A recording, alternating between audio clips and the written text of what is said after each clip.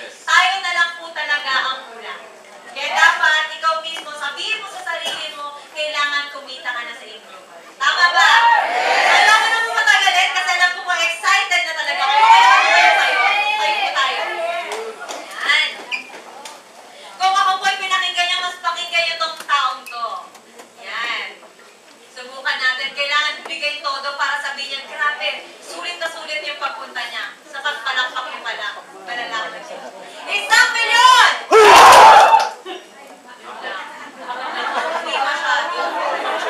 Sabi mo pala sa global, kung gano'ng kalaki yung pangangailangan mo, kailangan gano'n din kalakas ang pagpalakpak mo. 1 milyon! Dito! 2 milyon! 3 milyon! At milyon ng palakpak. At daw nagpatigong ng ating at Corinne!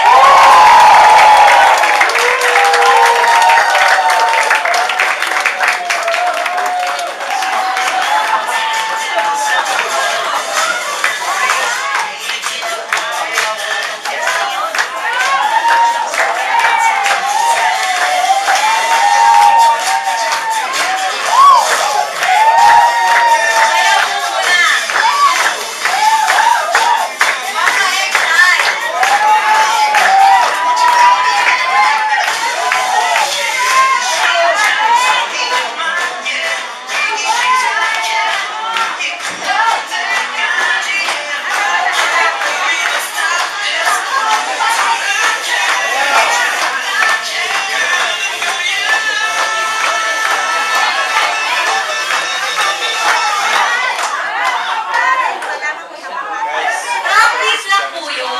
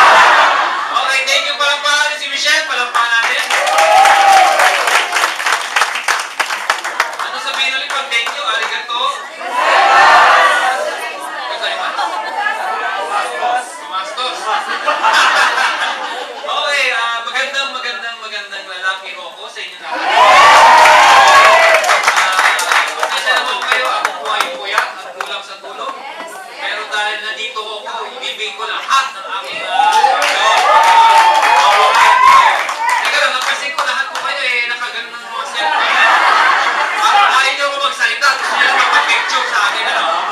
Parang useless lahat ng sasabihin mo kung walang picture. Okay, ako, siguro naman kilala niyo na ho ako, no? Meron ba ditong hindi pa member? Taas ang kamay. May pa ba di ba member? Meron din. Ayan, okay. Sino naman ho dito yung first timer? First timer. Yung kayo lang ho ko nakita, para alam ko rin. First one. Sino yung napanood ako sa YouTube? Kayo din yun. Sino yung ayaw na ako makita? Sa mga hindi ko nakakalam, siguro nabanggit naman ho, ako yung isa sa may-ari ng kumpanya. And kung hindi ko kayo naniniwala, talagang ako yung isa sa may-ari.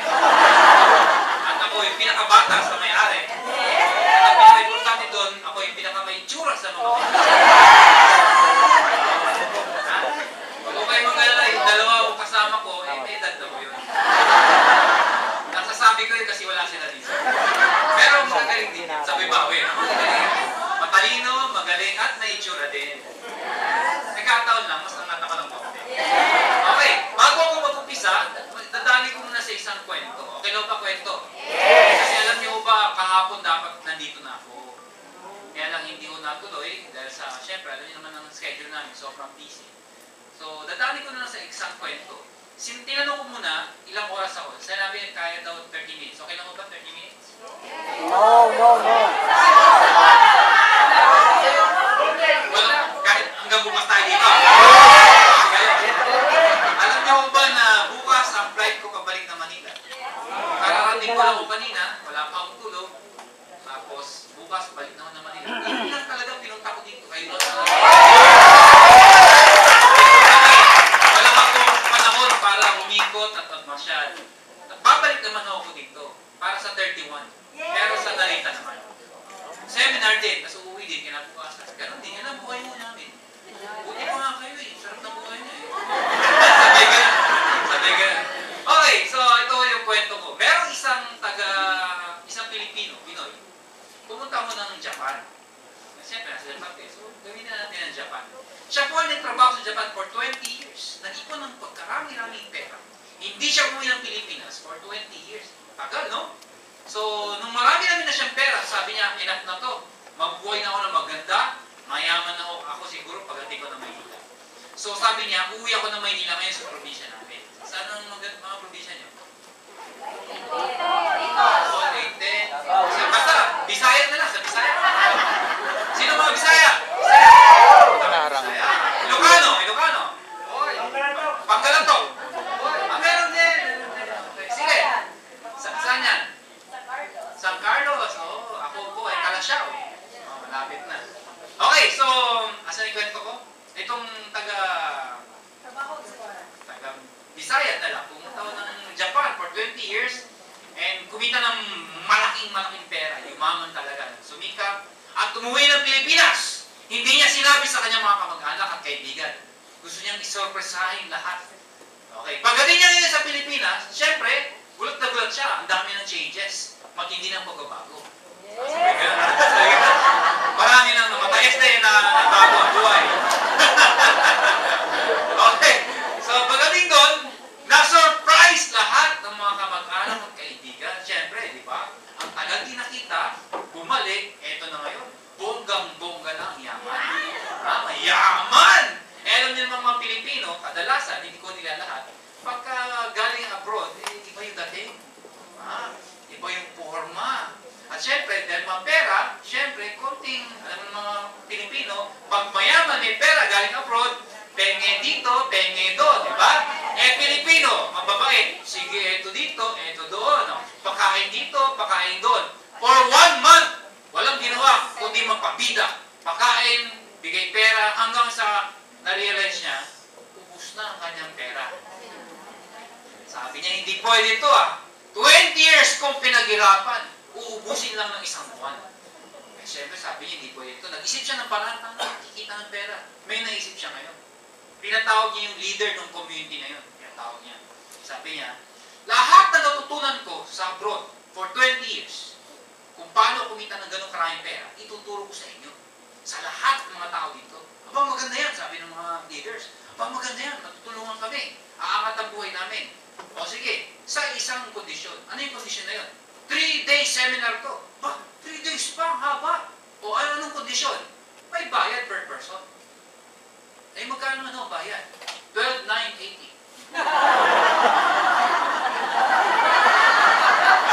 Sabi ng mga leader, medyo mahirap po yan, Malaking pera po yan dito sa Pilipinas. Ganun ba? So hindi kaya, hindi ko kakayanin yan. Ganun ba?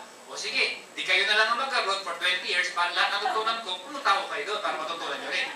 Medyo nag-isip, oo nga naman, mas magasos nga naman na pumunta sa abroad, visa pa lang, passport pa lang, ubus na. Sige, kaya namin yung kumbinsin. So, kinumbins yung mga tao. Dumating ngayon yung day na seminar. Ang dami nagbayad. Puno ang seminar. Siyempre, sino ayaw yung mga? 12,980. Lahat na natutunan for 20 years, tuturo lang dito for 12,980. Bayad.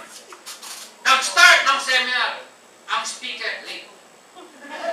Parang ganito.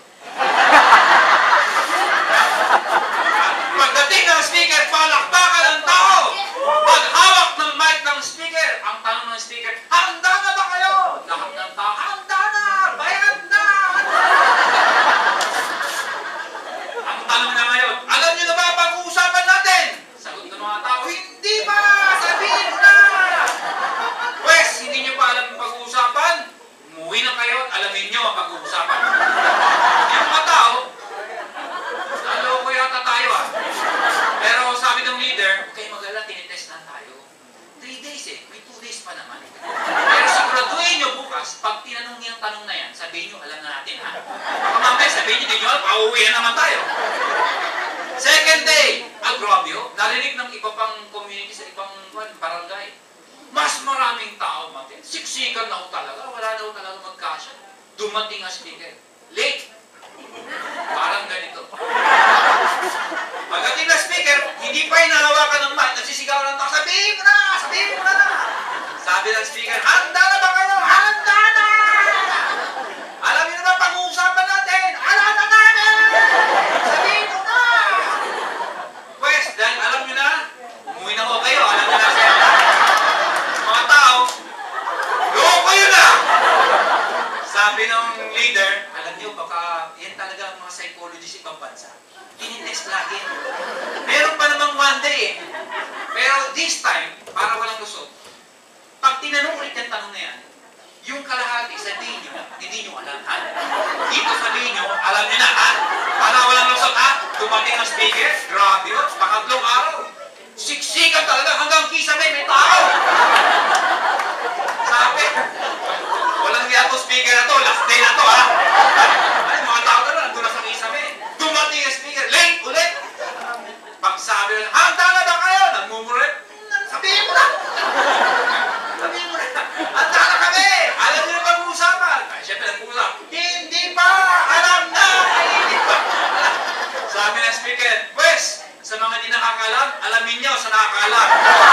Basta ang seminar.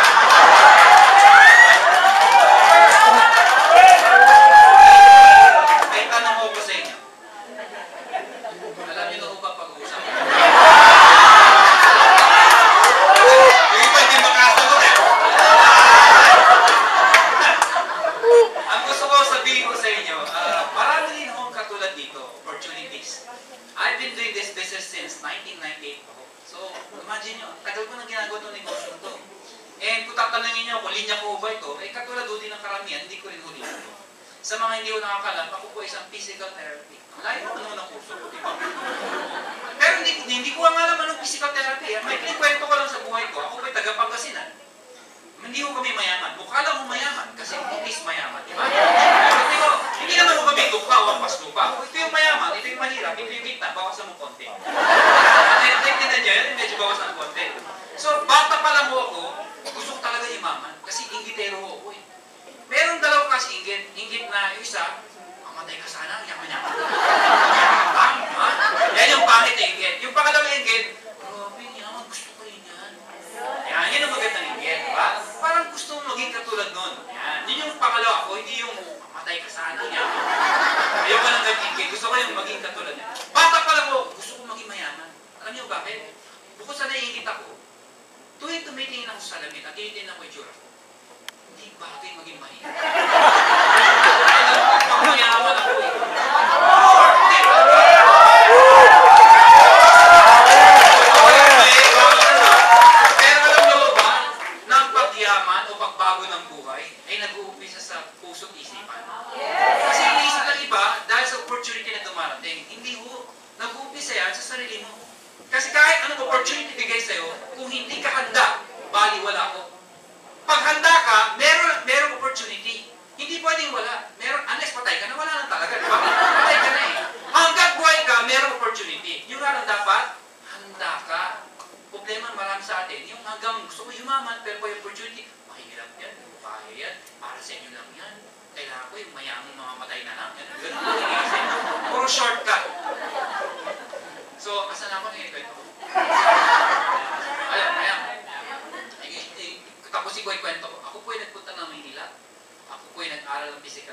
gumraduate po ako sa UP.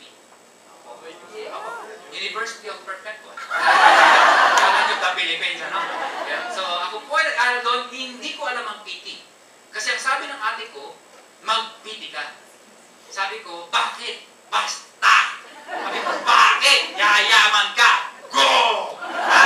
Kasi gusto ko yung naman, di ba? Kasi ang mindset ko noong 1990s, late of 90s, you go abroad, mag-PT ka, ang laki na sweldo. Totoo naman ho talaga eh. Yung mga klase kong PT na nasa abroad ho ngayon, ang sweldo, 250,000 to 300,000 per month sa US. Hindi, siyempre, malaking pera ho yun. Yayaman ka naman talaga, di ba? So, PT ako. Hindi ko alam kung anong PT na. Basta PT! Nalaman ko ang trabaho namin nung graduate na ako. Siyempre, di ba, intern ka na, nasa hospital ka na. Anong trabaho ng PT? Tagamasahe ng matatanda. Ang mga kausap ko, yung mga na-stroke. Alam niyo yung mga na-stroke? Mano, kumusta kaya? Ay, mga na-stroke, gano'n? Lakad na yan. Yan ang mga kausap ko.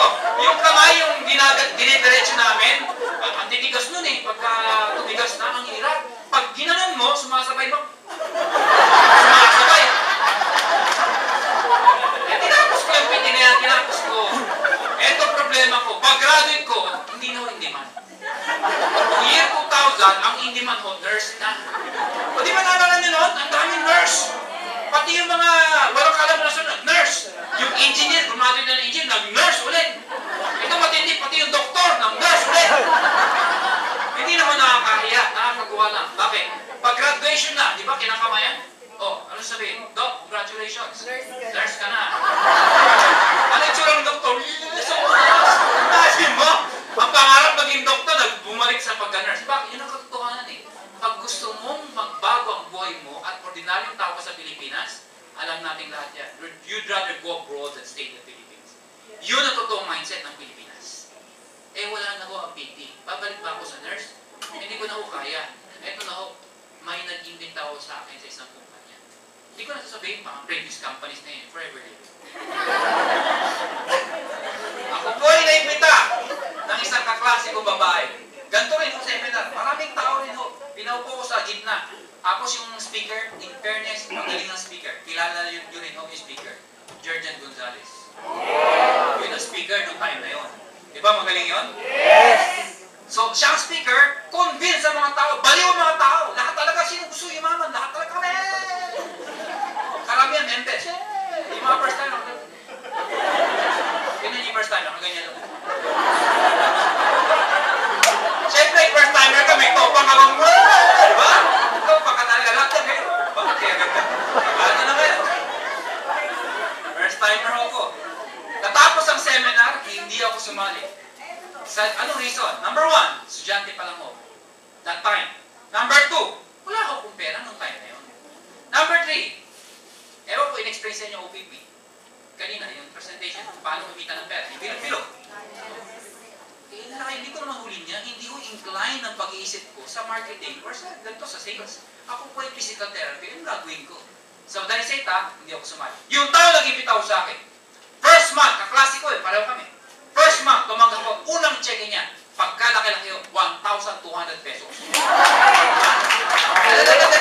Pinapalapakan niyo, wala pa eh. 1,000! Excited? Iba talaga parang kayo, nung kumita kayo 1,500, excited kayo, di ba? May 2,000 na, di ba?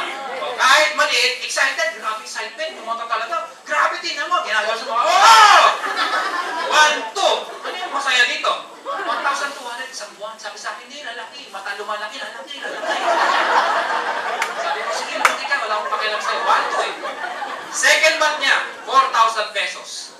Sabi ko, 1 plus 4, 5,000 in 2 months. 2 months yun. Tinabaho niya. Sabi ko, common sense. Tayo ay gagraduate na.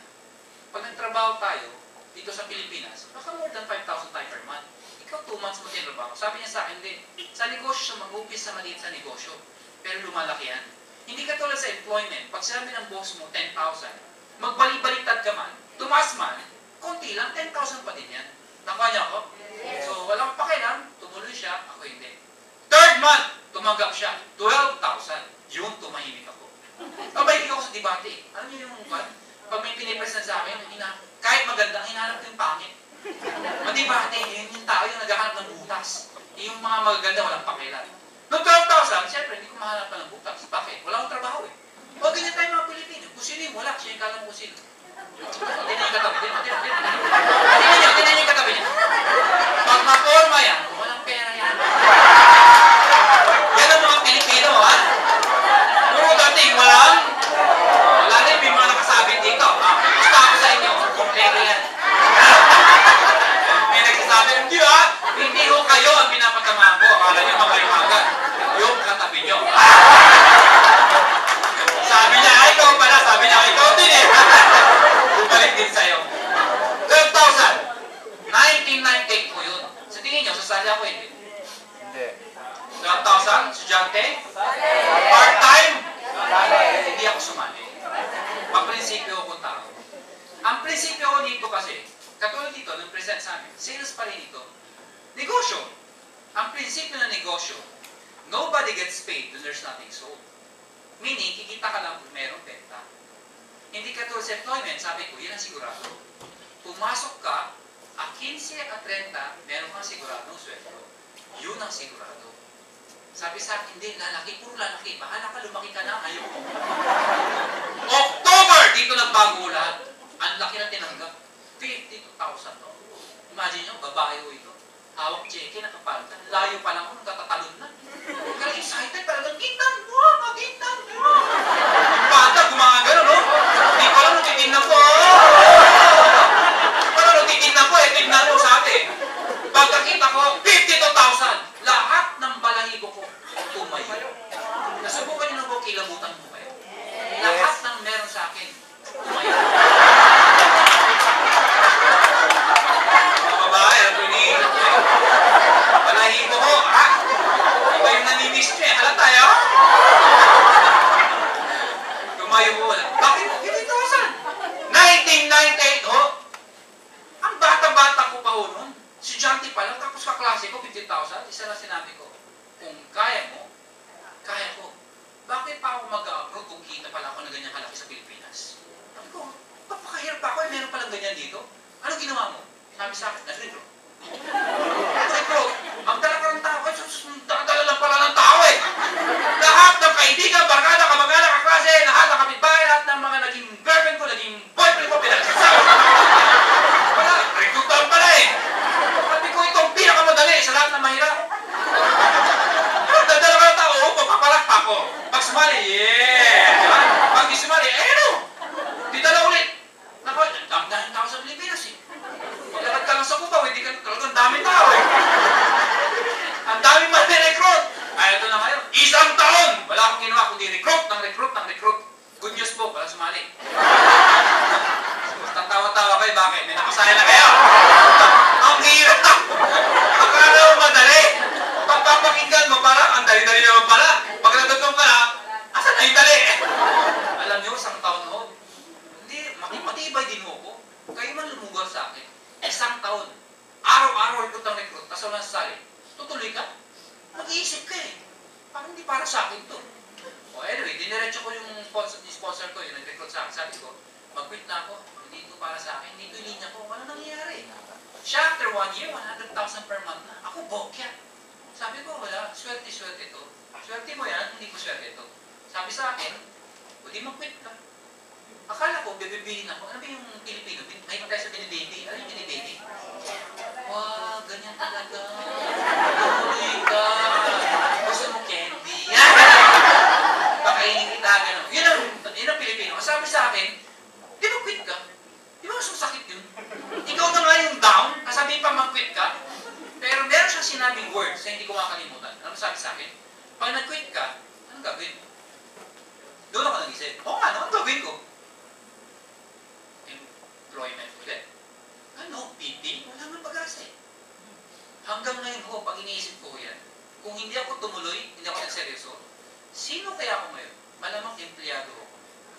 Siguro ahente. Siguro, negosyante rin. Hindi ko alam. Artista, malay ko. Hindi ko talaga alam. Matawa kayo, yabang nyo ha. Pero hindi mo naman talaga masabi yung buhay, di ba? Kayo, 10 years from now, alam niyo ba, nandito pa rin ba kayo? You will never know. The point is this. mangyayari sa akin? So sabi ko, nga, no, bata pa naman ako. Ano ba naman yung 1 year? 1 more year! So this time, pinag-aralan ko, sineryoso ko, yun. Hindi ko na pahabahin pa, naka 6 years ako sa company na yun. I was one of the youngest millionaires club. Kumita ko ng 18 million in a span of 6 years. After po nun, umalis po ako sa kumpanya yun. May nakita ang kumpanya, ang pangalan ay First Quadrant. Siguro na-renew na rin ko yun. Sumali rin ako doon. Short-lived. 6 months lang ako doon. Kumita ako ng 1.2 million. Siyempre, sanay na ako, marunong na ako. Natutunan ko eh. Pero umalis din ako. May nakita ulit sa company, iGen Portal. Yun! Doon ako umipon, nakaipon ng malaking pera. 12 million ho, kinita ko in 1 year. 1 million, isang buwan. Totoo yun, totoo. Alam mo, minsan nga nagsalita ako sa crowd. Di pa ako may-ari na. 1 million ho, kinikita ko sa buwan. Tapos sa Pampanga, sa mga likod, may mga lalaki, alam mo, bubulungan. Narinig ko, lapit lang eh. Sabi ko, demonyo. 1 million, isang buwan, demonyo daw. Sa loob-loob ko, kung demonyo ako nung time na yun, ano ako ngayon? Diablo! Kung ako Diablo, paano yung presidente? Satanas! Wala namang basyan sa yung ano ang kung masama kang tao, sa kinikita mo, wala namang doon, di ba? Anyway, totoo yun, 1 million sa buwan. After 1 year sa company na yun, umalis ulit ako. Alam ko, iniisip niyo, kung talagang kumikita ka, bakit palipat-lipat ka? O, ito sagot ko. Hindi ka balilipat kung sarado na. Sira ulo ka na lang kung mag-isa ka, di ba? Sali ka, sarado na, syempre lilipat ka. Ito pangalawang tanong niyo. Alam mo na nagsasara yung negosyo niya, sali ka pa rin nasali. Alam mo nagsasara eh. Ito sagot ko. E then wala akong makitang pagkakakita ng negosyo. Nang maliit ang puhunan, malaki ang kitaan. Wala ko talaga. Walang ganun. Dito, anit ang puhunan, malaki kitaan. Totoo naman talaga eh. So alam niyo, 2006, we've decided, ako, Francis Miguel, and Dr. Edgabatno, mga top distributor ng iba't ibang company, convinced kami sa networking. Ang problema ng sa networking, hindi ko nila lahat, pero kadalasan, nagsasara. 1 year, 2 years, karamihan ko. Alam niyo ba, ito, fact ko ito. Every week, may bagong networking na tinatay sa Pilipinas. Every week po yan. At every week din po, may nagsasara. So, ibig sabihin, yung chances na mag-stay ang isang networking, napakahirap po. For a lot of factors. Ang daming factors. Hindi ko sabihin sa inyo yung dami, ang mahabang kwentuhan po yun. Ang masabi ko lang, we've decided na to put up this company, isa lang ang hangarin po namin. Sawang-sawa na po kami sa mga nagsasara. Nagtayo kami ng kumpanya para di na magsara. That was the idea, 2006. And I'm very proud to tell you, now, we are the #1 network marketing. May mga kaibigan ako sa ibang companies. Marami ako kaibigan sa ibang networking companies. Siyempre, respetuhan. Kasi, member sila doon. Hindi ko re-recruitin. Ang tawag doon, respeto. Bakit kasi yung nasa ibang company ka, tapos re-recruitin pa kita? Respetuhan na lang. Unless, ikaw yung mismong, sige na nga, kasama na ako sa'yo. Pero yung sisiraan ko pa yung kumpanya mo, there's something wrong with you. Tama niya ko? So, anyway, mga kaibigan ko, panagkukwentuhan kami, inggit na inggit sa Global, alam nila tanggap nila #1. Hindi lang sila makalipat kasi meron din silang integrity. Ano integrity? Sinabi ko sa tao ko na dito ka tayo, ba't tayo sasama kagad? Lilipat ka lang kung sarado ng kumpanya. Yes. Nakuha niya ba? Yun naman talagang tama. Anyway, so what happened, 2016 na yun, ngayon, #1 po tayo, and ngayon kalata-kalata tayo sa buong mundo. Ngayon, question is this. Yun na yung topic ko ngayon. Question is this. Anong gagawin namin? Lalo kami nasa Japan. Yan ang question. Big question. Well, ang topic ko, ako ba mag-push o may mag-push? Parang ang pangit ko dito. Saan sa'yo dito kwento? Okay. Wala. Ayun.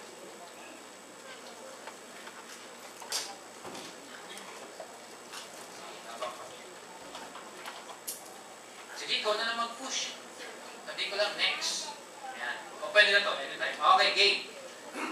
Maraming tao, we are all focused with the letter P. Ano ba yung P na yan? Sabi ng iba, kaya naman kayo nagpupunta dito. Kaya nyo kami kinoconvince because of this big P. P stands for, sa Pilipinas, pera.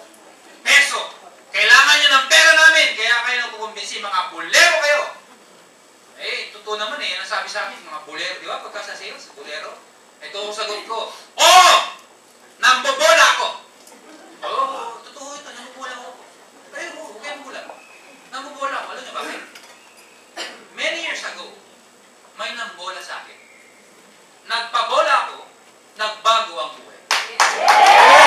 Ngayon, ako ngayon ang nambobola para magbago din ang buhay niyo. Ay, ayaw mong pabola, ayaw mong pabola. Okay lang sa akin kung ayaw pabola. Pero magkita tayo next year. Pupusta ako, ang buhay mo, bola-bola, bola-bola pa. Ako na ba? Pag sinabing bola, hindi yung ibig sabihin panuloko. Magkaiba yung bola sa panuloko. Ako na, parang panliligaw. Bubulahin ka muna. Bago ka lokohin. Hindi. Bubulahin ka muna. Parang mali mo. Okay, P. Pera. And P stands for, ano ba Pinoy? Kaliwa kanan. Kanan, di ba? Wala. Pagdala mo, push. Okay. P is power, position, and popularity. Lahat po ng tao gusto maging successful. Tingnan mo nga yung katabi mo kung magiging successful. Iba, hindi nag-yes eh. Ayaw nyo maging successful na katabi niyo. Sabihin mo sa katabi mo, gusto ko maging successful ka. Tama na. Pag sinabi yung success, marami yung explanation yan. Pero kadalasan, hindi ko nila lahat. Because of success, gusto natin kasi ng power, position, and popularity. Totoo naman ito talaga. Gusto natin sikat tayo, gusto natin bida tayo, gusto natin may pera tayo. If we have money, we have the power. Alright? Now, the question is, ano bang kailangan ng tao namin ng company sa inyo? Actually, ito totoo. Hindi po ang pera ninyo. Kasi kahit marami kang pera, kung hindi mo gagawin yung tamang P na sasabihin ko sa inyo, useless po ang pera nyo dito. Meaning, kung kayo po ay nandito, para lang binola ko kayo na sabi, magbayad ka lang, kami nang bahala sa inyo. Huwag po kayo sasali. Kapag may nagsabi sa inyo, mag-join ka lang, ako bahala sa iyo, kalokohan po yun. Ang pinapasok nyo po ay negosyo. There is no such thing as free lunch. Wala akong libre sa mundo. Hindi yung pasok ka lang, maghihintay ka ng maraming pera. Walang ganun mo. Kasi kung may ganun, pati bangko sasali na doon. Tama, dahil na pera eh. Di lalagyan nila para... Okay, next. Okay, ang kailangan po namin ay ang iyong potential. Potential. Lahat po tayo ay may potential. Tingnan mo yung katabi mo. Please lang po, tingnan nyo. Ayan. Isipin mo ha, yan katabi mo yan. Regardless kung ano ang status niya sa buhay, mayaman, mahirap, matalino o hindi nakapag-aral, may edad o wala, iniwanan ng asawa o hindi. Yang tao yan, may potential. Naniniwala mo ba kayo doon? Yes! So, bigyan ko kayo ng maikling kwento about potential. Bakit ba kailangan lumabas ang full potential ng tao? Yun ho ang kailangan ko sa inyo. Ma-maximize nyo ang full potential. Sayang ho kasi kung hindi mo gagamitin ang potential. Merong isang general. Nagpa-check up yung general. Pwede mo gamitin ito? Para... Sige, pagmura na din. So, itong general na to, sikat na general ng isang country, siya po ay nagpa-check up at na-discover na meron siyang terminal illness. Sabi natin cancer. So, syempre, pag kayo ay binigyan na ho ng tonic, ano ang mararamdaman niyo? Ano pa? Depressed. Okay. Syempre naman, kung alam mo may katapusan ka na, talaga namang magbabago ng pananaw mo sa mundo. Correct? So, itong general to, binigyan ng tonic. So, ang lungkot niya. On the other hand, ang hindi niya alam, nagpatawag yung president ng meeting. Bakit to? Sa lahat ng generals yan. Except for the general, kasi nagpa-check up. Hindi niya alam. Nagpatawag, bakit? Kasi they discovered, imagine nyo lang mo ng country to, kasi hindi ako marunong mag-drawing. Ito yung country nila. Itong country na to, sabi natin, magalit ko. Sabi ko sana China, Japan. Itong country na to, nalaman nila, ika-conquer sila. Lulusubin, ika-conquer. So yung president, pinatawag lahat ng general. Bakit? Siyempre, emergency yun. Bakit? Para saan? Strategy. Ano gagawin? Para ma-repel itong mga to. Except for the general na hindi naka-attend ng strategy. Pagdating niya, late siya, ang pinag-uusapan na lang, sino sa mga general brave enough para mag-volunteer para maging frontline. Ano yung frontline? Yung unang nasasagupa. Siyempre, pag sinabing frontline, yun ang pinakamaraming gagas. Siya ikaw sasalubongin. Okay. Walang natataas ng volunteer. Bakit? Eh, siyempre, gusto mo kumatay. Yung general na late, na wala ka lang sa strategy, ang tanong lang, sino sa inyo ang mag-volunteer para punta sa frontline, nagtaas ang kamay. Gulat lahat. Hindi mo alam ang strategy, ikaw pang lakas. Hindi nga alam. Mamatay na siya eh. Mamatay na ako eh. I'd rather die with honors rather than die on my deathbed. Tama naman. Eto na ngayon. Since dahil sa frontline siya, lumusog to. Kadalasan ng general sa giyera, nasa likod yan, strategy. But this general, wala ko sa likod. Nandun sa harap. Para siyang private. Nakikipag-barilan. Ang mindset niya, mamamatay din na ako, papatay na ang pinakamaraming kong mapapatay. What happened is, dahil sa tapang niya, pati yung mga private, mga surgeon na mababang posisyon, nagulat, yung general dito nakaharap na katabi namin, no? Hindi takot. Lalo silang tumapang. What happened? Sa tapang nila, nanalo sila, na-repel nila. Ang problema, yung general, hindi namatay.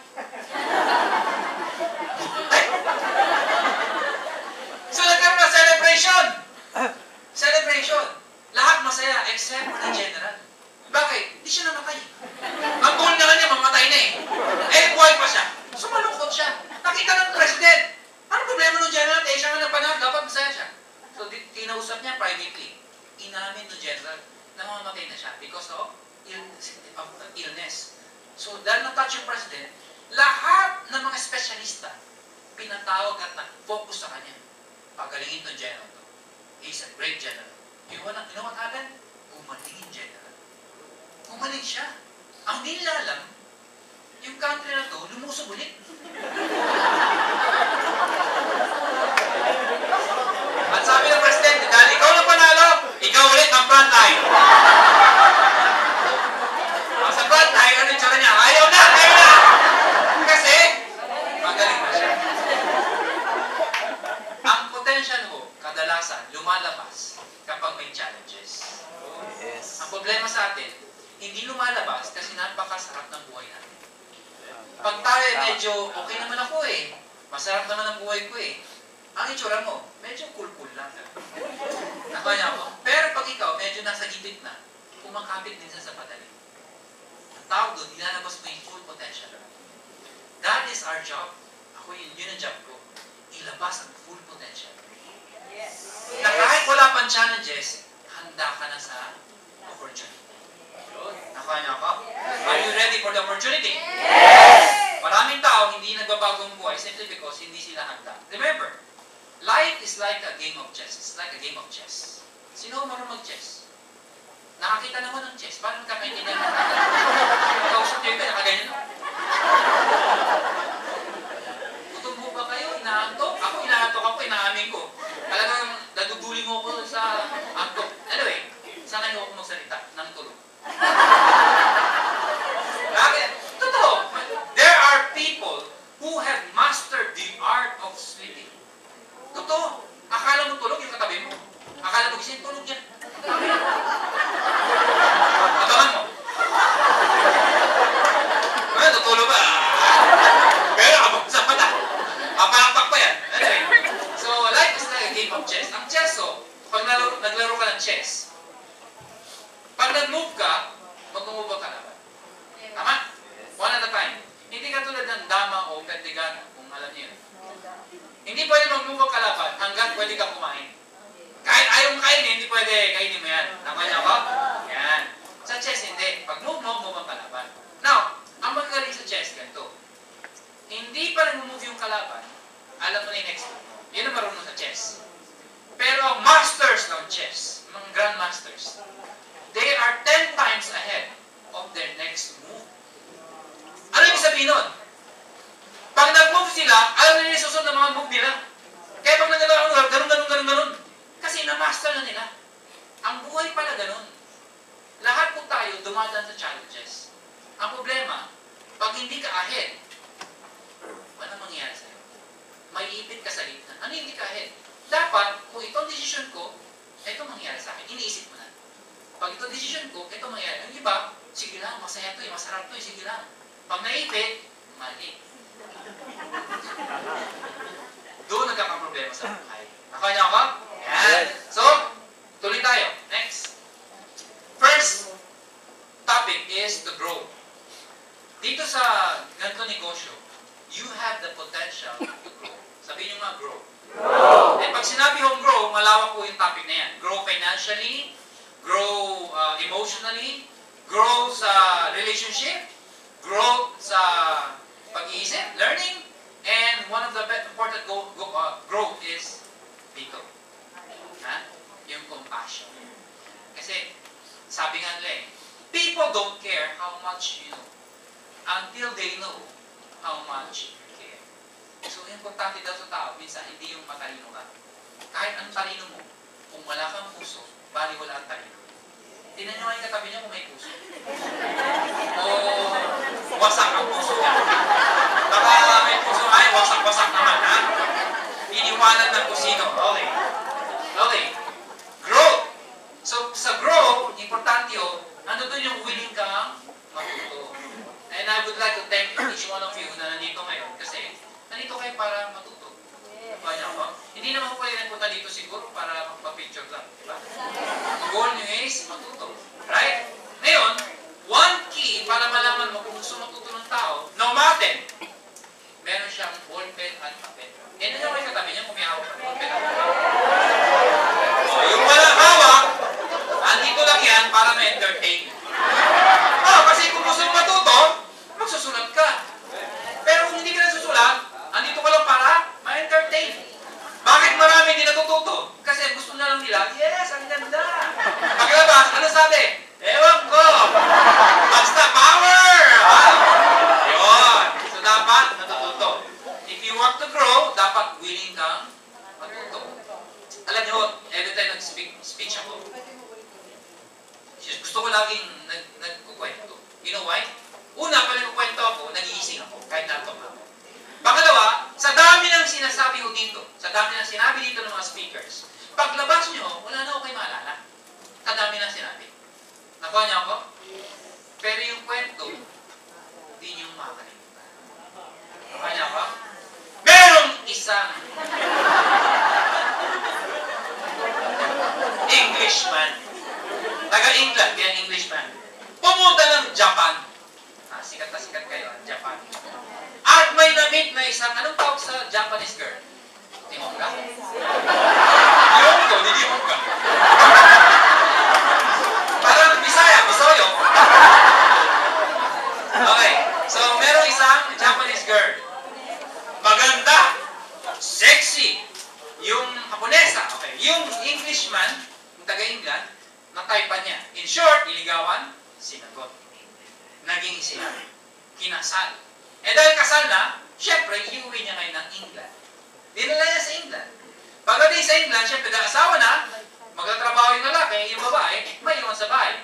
Ang gagawin ng babae, syempre, mag-serve sa kanyang asawa. So, ngayon, magluluto yung asawa ngayon. Eh, mahina sa English. Pumunta ng store, bumili ng chicken. Eh, hindi marunong mag-English. So, ano ginawa niya? Di nag-act na lang. Diba? Sabi dun sa nagbebenta, sabi niya, "Pop!" Sabay pinakita yung legs niya. Sabi ng nagbebenta, "You want chicken legs?" Galing ha! Yun lang pala. Nakabili siya chicken legs. Nagluto, ang sarap. Okay. The following day, ang kailangan niya, chicken breast. So, bumalik siya ngayon, sabi niya na sa nagbebenta,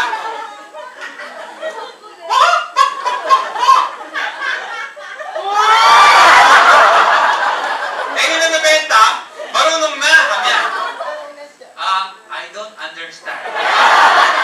Again. Kaya inulit niya,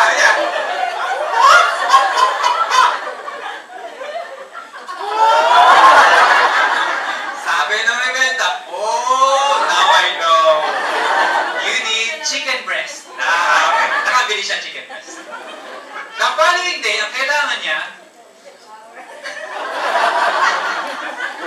German sausage. Ha? Anong ginawa niya? O siyempre, sinama niya yung asawa niya. Alam ko iniisip niyo. Mga bastos ang iniisip niya. Anong ginawa niya? Ipinagsalita niya yung asawa niya. Huwag mo mag-English yun eh. Ano iniisip niyo?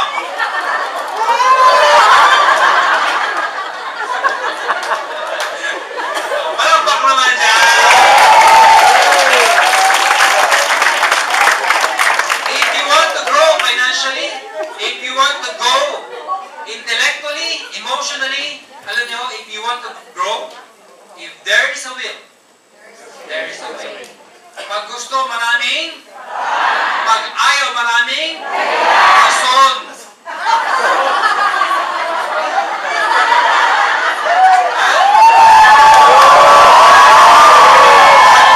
Bago na. Dati maraming. Ngayon marami ng. Bago na ha, bago na.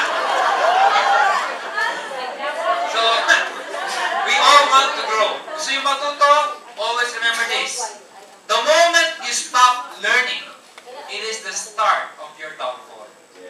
Ako po ay mayaman na, okay mayabangan, pero alam niyo, mayaman ako talaga. Siyempre, may alam ko ng envelope, ang dami kong negosyo ko ngayon. Hindi, teka, linawin ko lang ko yan. Baka sabihin ng iba, akala ko magandang envelope, ba't nandiyan-negosyo pa ng iba? Ba? Kung magandang envelope. Ito lang mo yun. Pag marami kang pera, hindi pwede nga sa bangko lang.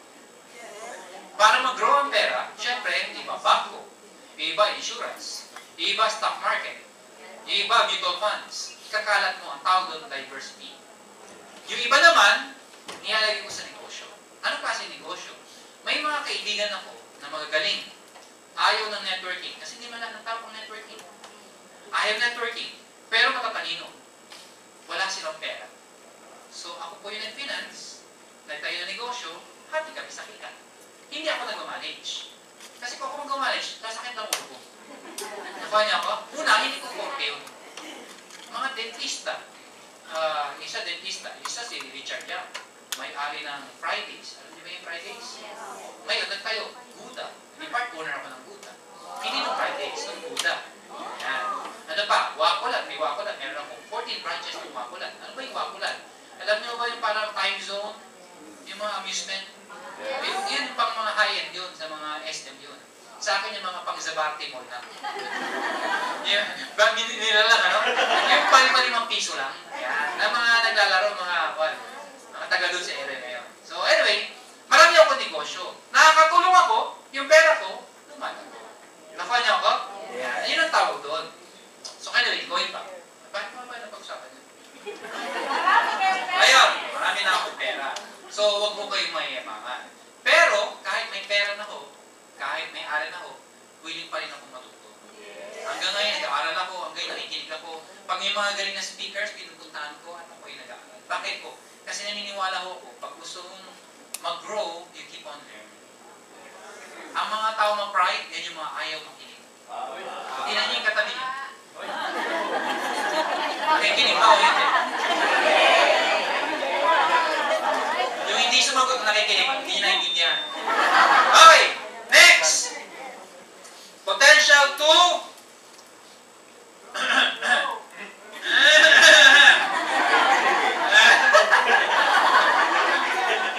lead. The potential to lead. In this business, hindi ka lang mag-grow. Magiging leader ka pa. And true enough, karamihan ho, hindi ko niya lahat. Pero most of them na, ang mga yumayaman, ang mga nagiging sikat, ang mga nagkakaroon ng posisyon, ay mga leaders. So, importante ho, maging leader ka. Hindi ka pwedeng habang buhay na follower. Probably, marami ng years sa buhay niyo, lagi na lang po kayo follower. Ano ibig sabihin ng leader sa follower? Hindi ka boss. Lagi ka na lang may boss. Hindi, may posisyon ako sa kumpanya, pero may boss ka pa rin. So, hindi ka pa rin leader. Leader in a way, pero pag sinabi totoong leader, you are your own boss. In this business, hindi nyo ako boss. We are business partners. Kami lang ho may-ari. Kami nag-spearhead. Pero, this is your business. Nakuha niyo ako? Gawin mo hindi, wala akong magagawa. gusto mong gawin, yung kikitain mo, deserve mo yun. Pag di ka kumita, deserve mo din yun. Nakanya ka? Dito, bibigyan namin kayo ng blank check.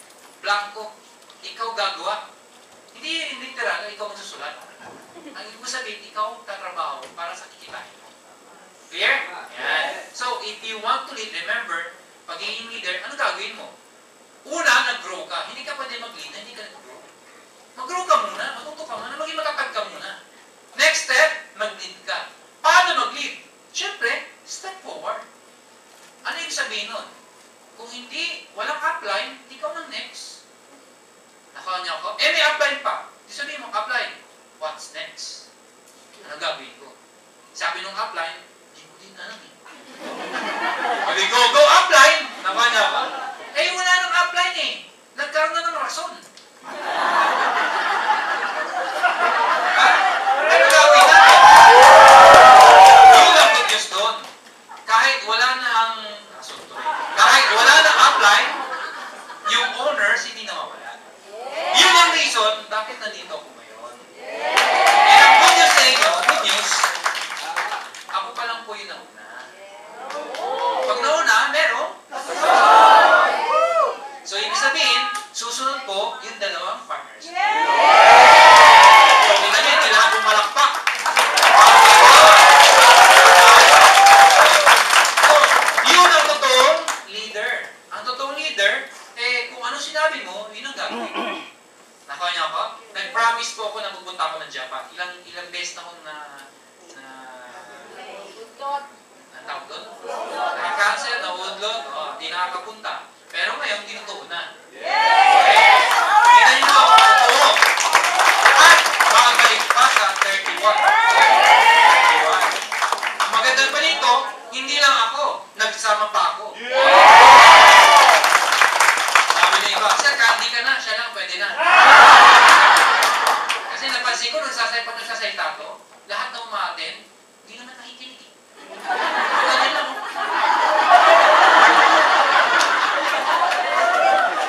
Sa airport nga, may Pilipina, sabi sa kanya, Ortiz. Minsan nag-CR yan. Napagkamalang sino yun? Maricar. Napagkamalang si Maricar.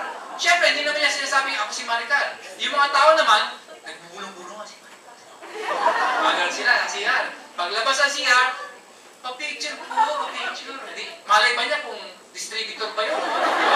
Sa labas lang eh. Public eh. Siya naman, sige po, picture. Di ba yung si Maricar, yung boyfriend niya, asawa niya, matangkad, mas tibulista. Dumating ako ngayon. Sabi ng mga, yan na ba yung bagong boyfriend? Panda. Nung narinig ko yun, hindi aim global to Akala ko aim global eh. Anyway, napagkakamalan si Maricar. Minsan napagkamalan pa si Kim. Chi. Chi. Diba? Okay, magkala. Minsan napagkamalan din ako. Kontra bida. Anyway, so, ang goal namin, mapasaya mo namin kayo. Second is, tuturuan namin kayo para maging leader. Ang pagiging leader ho, nag-uumpisa yan sa isip at sa puso. So, pag una sa isip, lagi yung isipin, dapat extraordinary ako. Hindi na ako ordinary. Dapat ganun ang mindset. Hindi na ako ordinary yung distributor. Dapat ahead ako in knowledge, ahead ako sa group, ahead ako sa itsura. Totoo, ang leadership ko, hindi mo kailangan magbago talaga total itsura mo. Pero alam niyo, ang aura mo dapat mukhang leader. Hindi mo ka nalugi. Kasi ano kayo katabi niyo kung mukhang leader? Paano malalaman? Siyempre, nakapormang leader. Negosyo mo pinasok niyo. So hindi pwede mukha ka, hindi negosyante. So dapat nakaporma ka. Maayos yung itsura mo. Nakuha niyo ako? So isipin mo, lagi mo isipin, extraordinary. Kwento na extraordinary. Kailangan, extraordinary. Merong isang lalaki, nasa edad niya, sabihin natin 40 hanggang naging 40 years old, hindi nagkaroon ng girlfriend. May itsura! Matangkad, gwapo! At talaga naman, may kaya. Hindi siya bakla. Talagang lalaki talaga. Hindi lang talaga magka-girlfriend. So, yung tatay niya, kakaiba, kabaliktaran ng tatay niya. Yung tatay niya, may asawa na, may girlfriend pa. Talaga naman extraordinary yung tatay niya. So, tinanong niya, Dad, what's the problem with me? I want to be like you. I want to have a girlfriend. I'm already 40 years old. What's the problem? Naliligaw naman siya. Ang sagot ng daddy niya, you know, son, you have to think extraordinary. You have to act extraordinary. You have to look extraordinary. You have to smell extraordinary. So anyway, in short, kinausap niya, minentoran niya, binago niya. Itsura nagbago, the way he acts, the way he thinks, amoy niya, bago. One time, sila po yung MRT. Sa Japan, MRT tawag sa inyo. Sila. Densya. Wensya? Hindi na pala. Densya. Sumakay sila ng Densya. Katulad ba ito sa Pilipinas na pahinto-hinto? Minto. Basta yun, minto. Sa isang station. Sa kabilang pinto, may pumasok. Grabe. Sexy. Ang puti. Ang talaga naman. Neck breaker. Alam niyo ba yung neck breaker? Di ba yung isa yung head turner? Ang neck breaker yung naiwan, alam mo ba yung neck breaker? Ang ganda. Ala Michelle. Sakit ang leg ko. Neck breaker. Okay, pumasok na yun. Sabi ng tatay ko sa anak niya, kasama niya anak niya. Son, do you see what I see? Sabi ng lalaki, yes, Dad. I know what to do. So, inisip niya, I am extraordinary. Lakad yung lalaki. Papunta dun sa baba. Yung babae nakaupo. Ang lagi na iniisip, extraordinary. Extraordinary. Extraordinary. Sabi niya sa babae, patingin niya, hi. Sabi ng babae, may tsura niya siya. Hello. Napansin ng lalaki, sabi ng dad niya kasi, kailangan observant ka. Tingin ka kagad anong bagay na maganda sa kanya, kakaiba, purihin mo. Na babae, pinupuri. Napansin niya, bukas yung zipper. Oh, bukas ang zipper. Anong ginawa niya? Sinara niya. Sinampal siya. Yung tatay, walang kalam-alam. Sinampal yun na!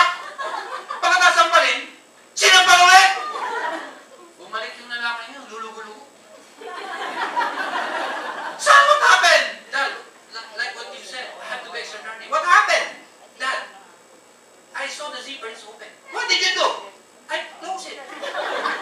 That's why she spanked me. And then what did you do? I noticed that it is wrong. And what did you do? I opened it again.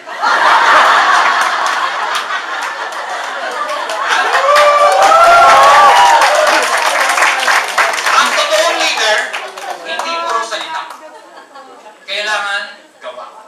Ang totoong leader, puro gawa, konting salita. Nakanya ka? Yan. So, after ng 7 na, paglabas nyo, hindi puro grabe, power, grabe. Hindi puro post ng picture na kasama ka na training. Kailangan trabaho. Kailangan resulta. Nakanya ka? Kasi iba dito, gusto lang maging bida. Gusto lang maging popular. Puro lang picture. Tignan mo yung mga post yung dami. Yung mga recruit, wala. Nakanya ka? So, you have to lead by example. Next. Serve. You have to serve. Now, remember, itong picture na to, familiar with him? Yes. He is the greatest leader of all. He came on earth not to be served, but to serve. Okay? So, ladies and gentlemen, if you want to maximize your full potential, remember this, serve. That is our job, service. Ako, katulad ng binanggit ko, may-ari na ako, mayaman ako, pwede kong igawin to. Pwede ako magbayad ng isang speaker, papuntahin dito, para ako, magmamasyal-masyal na lang. Imagine nyo, wala pang tulog, diretso dito, tapos, uuwi pa, tapos babalik na naman. Ginagawa ko parang pala, ubaw lang, balik-balik. Siyempre, magastos din yun. Magastos, kaya sabihin nyo pang, mapera ka naman, okay, pera pa din yun. Pero may pera, yung effort na lang. Ang kapagod yung ginagawa namin. Bakit? Kasi nasa dugo namin mag-serve. Wala alam sa dugo namin na, sige, a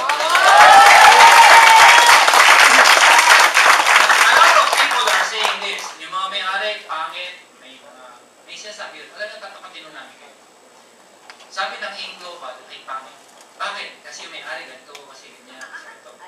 But tatapatin ko kayo. Pangit ko ang Ing Global. Totoo. Totoo. Kasi wala namang maganda eh. Kasi kung merong maganda, ibig ko sabihin ito, there is no such thing as a perfect company. Lahat na may-ari o kumpanya, may flaws, walang perfect. Kung merong perfect, nandun din ako perfect eh.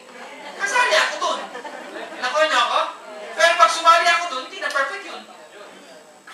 Tama? Hanggang tao ka, hindi ka perfect. So lahat po ay may pagkakamali. So inaamin ho namin yun, hindi kami perfect. Pangit po kami. Pero sabihin ko, kami pinakamaganda sa lahat ng pangit. Kaya kung sabi niyo, pangit na yung global, lilipat kami.